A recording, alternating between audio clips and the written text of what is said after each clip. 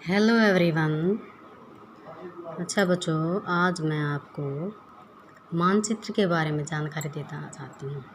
जैसे यहाँ पर संसार का मानचित्र है। संसार में सभी देश समाये हुए हैं, सभी महाद्वीप हैं। जैसे मैंने ग्लोब के बारे में आपको बताया था। जैसे ग्लोब पर सभी देश, महानगर, महासागर, महाद्वीप सभी के बारे में बताया था ना। तो इसी प्रकार मानचित्र पर भी ऐसे होता है, लेकिन अंतर क्या है। मानचित्र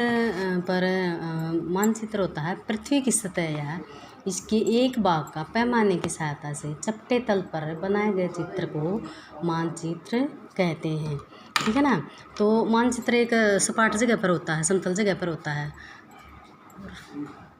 अच्छा, आज मैं आपको मानचित्र के प्रकार के बारे में और बताऊंगी। मानचित्र होते हैं 3 प्रकार के: भौतिक मानचित्र, राजनीतिक मानचित्र और थीमेटिक मानचित्र।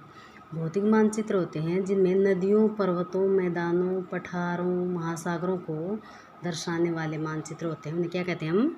भौतिक मानचित्र। और राजनीतिक मानचित्र होते हैं जिनमें राज्यों, नगरों, शहरों, गाँव, विश्व के विभिन्न देशों व राज्यों तथा उनकी सीमाओं को दर्शाने वाले मानचित्र को हम राजनीतिक मानचित्र कहते हैं।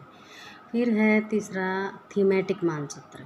कुछ विशेष जानकारियाँ जैसे सड़कें, वर्षा, वन तथा उद्योगों को दर्शाने वाले मानचित्र को हम थीमेटिक मानचित्र कहते हैं।